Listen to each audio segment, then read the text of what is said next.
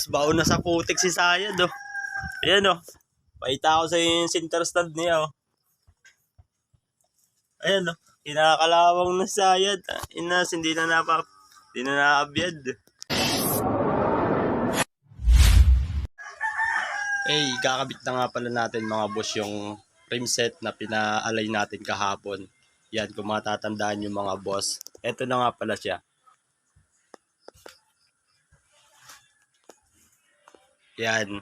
Bali kakabit na nga pala natin kasi itatry natin kung bagay nga siya.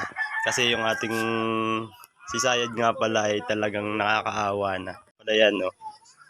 Talagang nakatambak na. Pero naka-plastic yan syempre para magmukhang good pa rin siya. Eto na nga pala si Sayad mga boss. Sa part nga na yan ay sinandal ko muna yung aking cellphone ng bahagya para naman makagawa ako ng maayos. Sabay nga pala tinanggal ko na nga pala diyan yung taklob ng aking motor.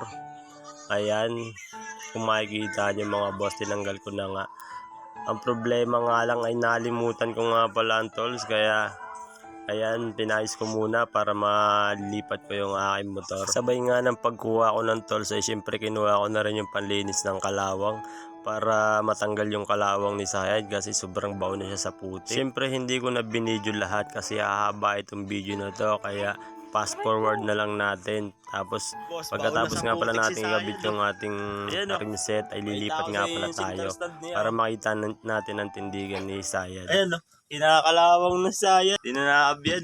Sa loob nga pala ng isang taon na nakatiwangwang si Sayad, yun na nga pala ang itsura niya ngayon. Pero syempre papayag ba naman tayo na mapabayaan ng ating alaga, kaya ito na itsura niya ngayon. Ngayong araw papakitaan ko kayo ng Kaperasong montage.